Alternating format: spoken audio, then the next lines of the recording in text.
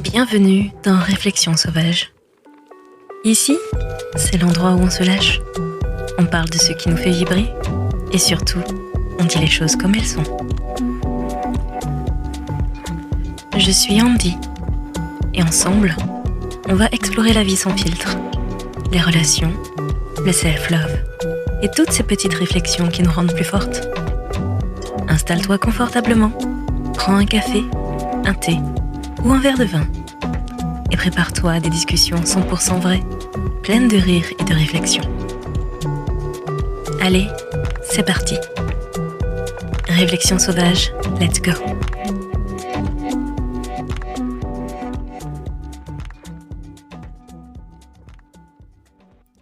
Épisode hors série.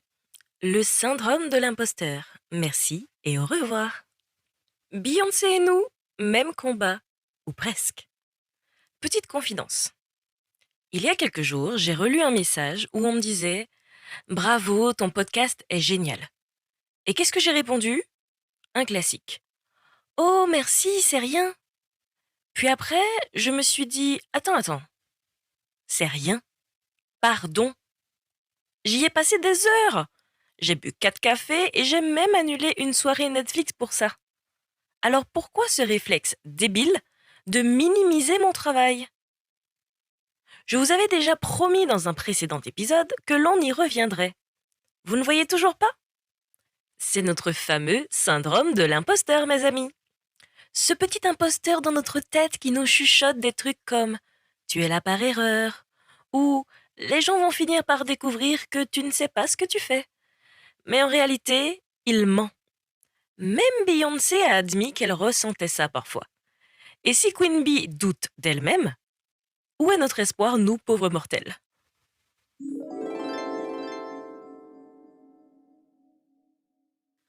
Franchement, on pourrait croire que notre cerveau est là pour soutenir, non ? Eh bien, pas toujours. Parfois, il se transforme en scénariste de films catastrophes. Tu fais quelque chose de bien ? On te félicite. Et là, au lieu de kiffer, ton cerveau te glisse entre deux pensées. Il dit ça pour être poli. En vrai, tu n'as aucune idée de ce que tu fais. Mais d'où vient donc ce réflexe autodestructeur ? Plongeons ensemble un peu dans le bazar mental qu'on appelle le syndrome de l'imposteur. On vit dans une époque où tout doit briller. Pas juste un peu, briller comme un diamant sorti de chez Tiffany's. Il ne suffit pas de réussir, il faut réussir en beauté. Une promotion, par exemple, ne suffit plus. Il faut aussi que tu publies un post LinkedIn inspirant avec une photo où tu as l'air légèrement pensif, mais pas trop, devant ton nouvel ordinateur. C'est épuisant. Et le problème, c'est que ces attentes démesurées te font croire que si tu n'es pas constamment exceptionnel, alors tu n'es rien. Faire juste bien ou assez bien devient alors une insulte. Alors que non, tu n'es pas un robot. Tes efforts méritent déjà d'être célébrés. Instagram, c'est là où tout le monde a l'air de vivre sa meilleure vie. Pendant que toi, tu es en pyjama avec des chips sur le canapé. Mais soyons honnêtes. Instagram, c'est une illusion. Une version photoshopée de la réalité où chaque instant est savamment choisi pour faire rêver. Ce qui est drôle ou triste selon ton humeur, c'est qu'on compare souvent notre quotidien, un peu bordélique, à ces vitrines idéalisées. Tu vois ton ex-collègue poster « Tellement fier de rejoindre cette entreprise incroyable !» Et toi, tu pleures devant ton ordi parce que tu n'arrives même pas à écrire un mail sans le relire 15 fois. Mais rappelle-toi, cette même personne qui semble avoir une vie parfaite se dit peut-être exactement la même chose en regardant ton feed. Bref, arrêtons de comparer nos brouillons à la version finale des autres. Parce que la comparaison, c'est la drogue dure des réseaux sociaux. Tu connais toi aussi cette métaphore de l'éléphant dans la pièce ? Si on gratte un peu, le syndrome de l'imposteur repose souvent sur une seule chose, la trouille monumentale de l'échec. Et soyons clairs, l'échec fait peur à tout le monde, sans exception. Mais là où ça devient toxique, c'est quand cette peur te paralyse et t'empêche de profiter de tes réussites, même les plus petites. Tu te dis, si je me rate, tout le monde va me juger. Alors que non, en vrai, personne ne va organiser un comité spécial pour analyser tes erreurs. Les gens ont autre chose à faire, genre payer leurs factures ou binge-watcher la dernière saison d'une série. Et puis, rappelle-toi ça, même les plus grands se plantent. J.K. Rowling a été rejetée par 12 éditeurs avant qu'on accepte enfin Harry Potter. 12. Tu imagines si elle avait abandonné au 11e? Et maintenant, soyons honnêtes. Si on parlait des compliments, combien de fois quelqu'un t'a déjà félicité et tu as répondu avec un petit sourire gêné comme moi, oh, c'est rien! Comme si accepter un compliment allait déclencher une alarme générale dans l'univers.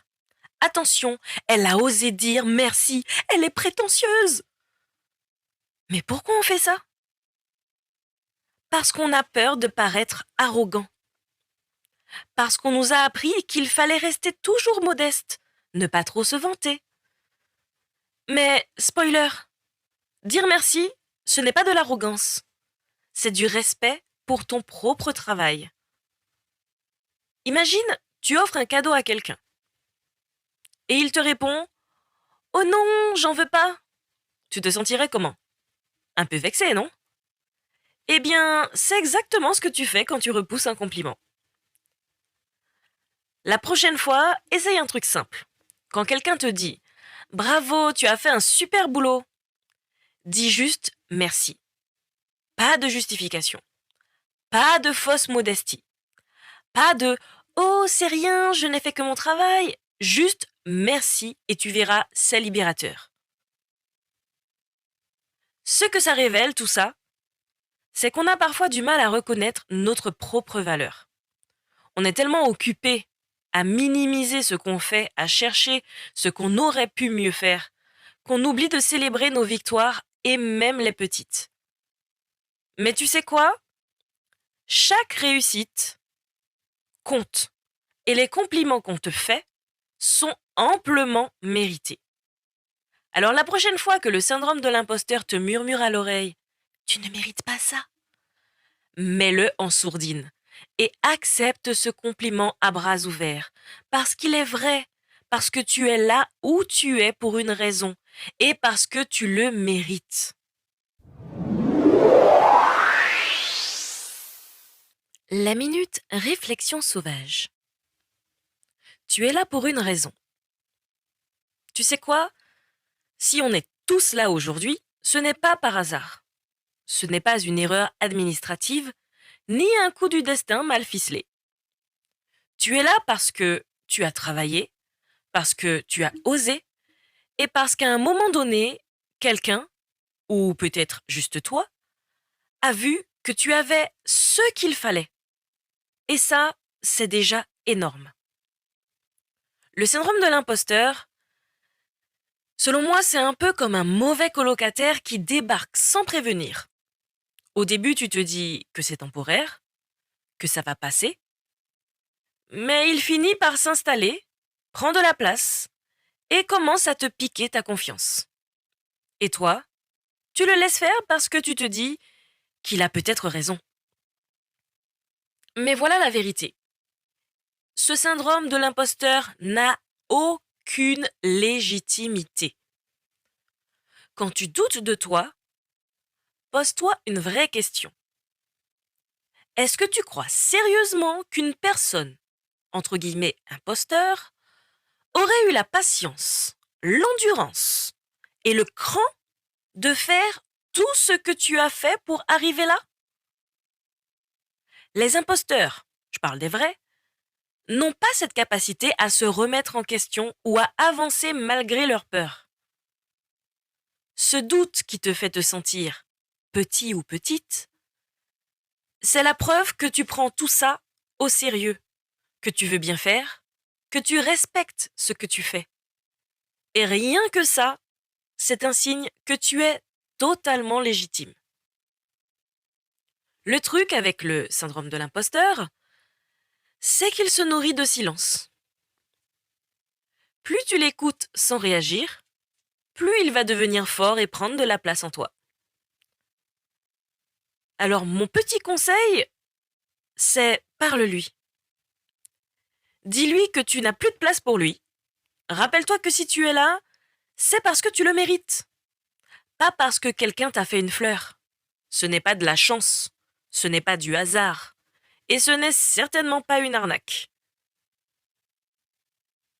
Et si jamais ce petit imposteur interne revient avec sa rengaine habituelle, pose-toi une dernière question. Qu'est-ce qui est le plus crédible? Ce doute qui persiste dans ta tête ou les preuves tangibles de tout ce que tu as accompli? Parce que les faits, ils sont là. Tu as réussi, tu as avancé et tu es exactement là où tu dois être.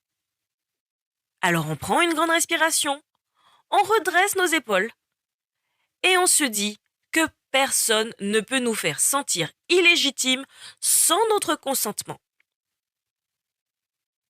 Et toi, aujourd'hui, tu choisis de ne plus le donner.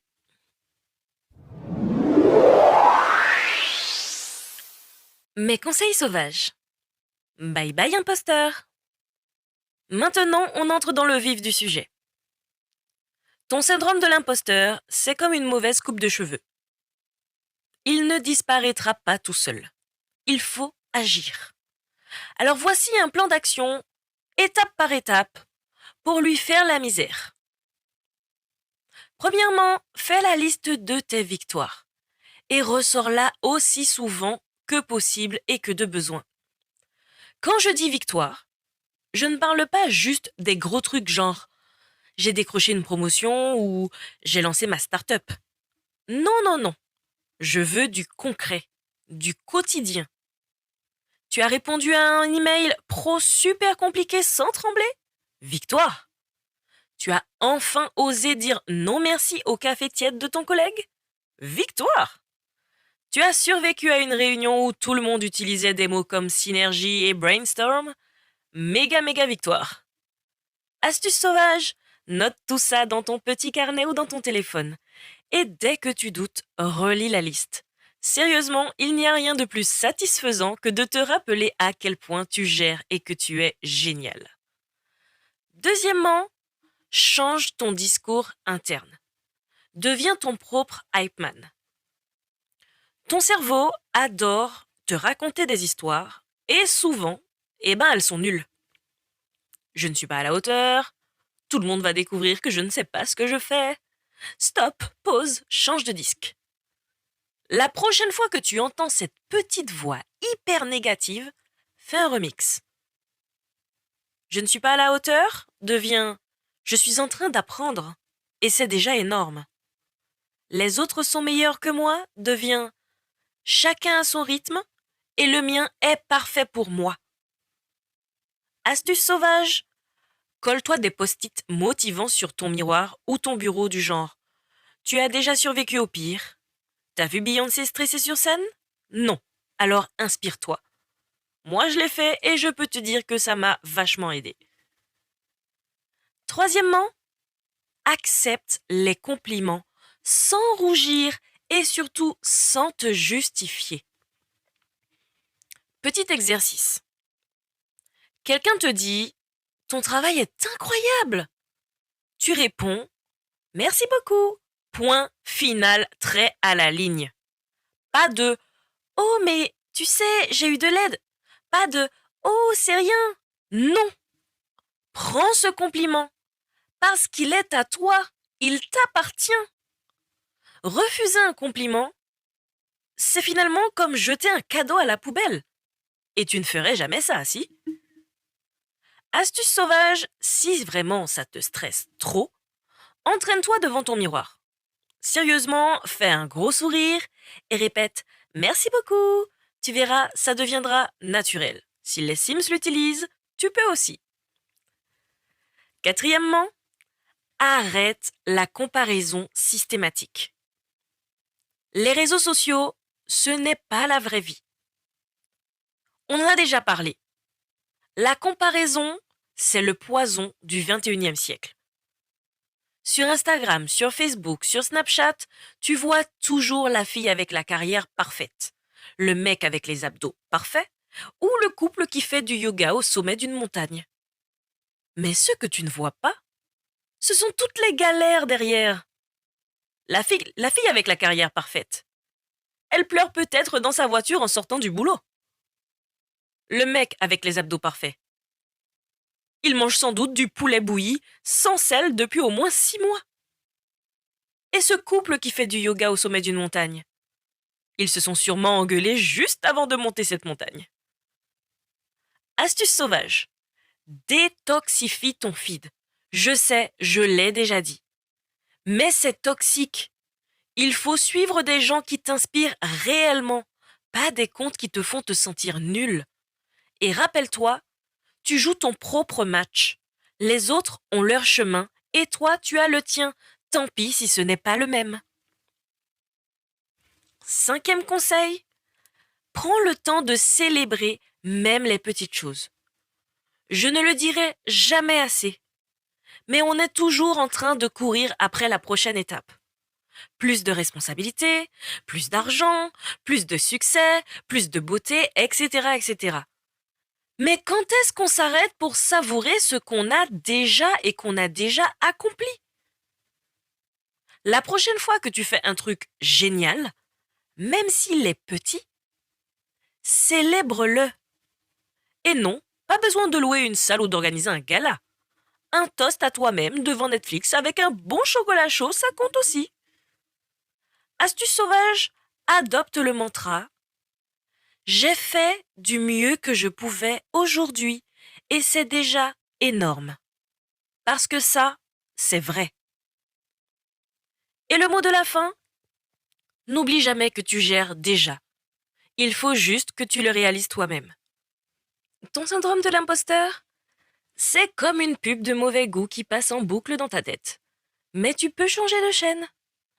Prends ces conseils, applique-les un par un et regarde la magie opérer. Parce que toi, oui oui, toi qui m'écoutes, tu es juste incroyable. Parce que je le dis, mais aussi parce que tu l'es.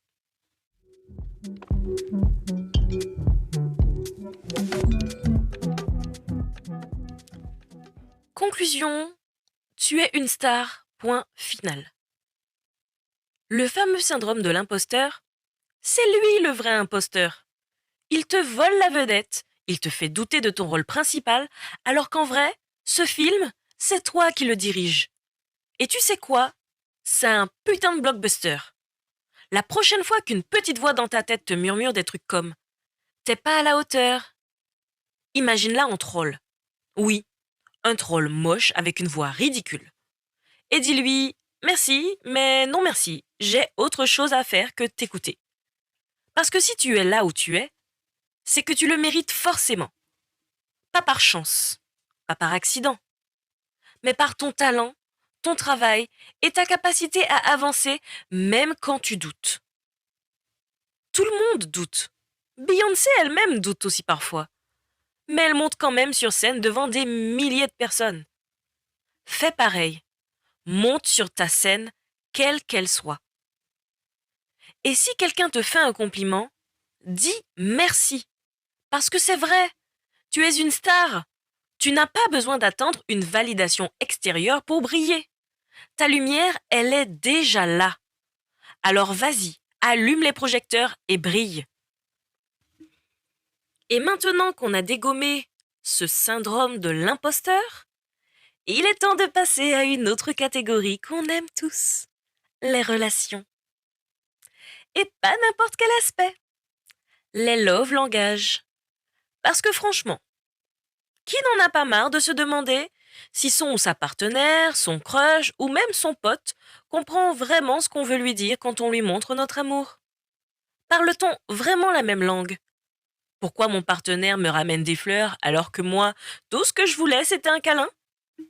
Pourquoi toi tu dis je t'aime en pliant son linge et lui ou elle te demande pourquoi tu ne dis pas les mots? Dans cette série, on va décrypter ensemble ces fameux love langages. Comment savoir lequel est le tien? Comment reconnaître celui de l'autre? Et surtout, comment éviter les quiproquos émotionnels qui transforment un dîner romantique en conflit sur le choix du dessert? Rendez-vous au prochain épisode parce que comprendre les love langages, c'est un peu comme devenir bilingue en amour. Et crois-moi, ça peut tout changer. D'ici là, prends soin de toi et on se retrouve la semaine prochaine pour la nouvelle série sur les love langages. À bientôt!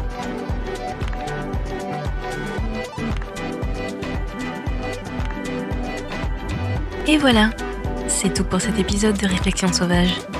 J'espère que ça t'a fait sourire, réfléchir et peut-être même un peu bousculer. Si tu as aimé, n'hésite pas à partager avec une amie, laisser un petit avis ou tout simplement en parler autour de toi. On se retrouve très vite pour une nouvelle dose de réflexion, de rire et d'authenticité. D'ici là, n'oublie pas, reste sauvage, reste vrai et surtout prends soin de toi.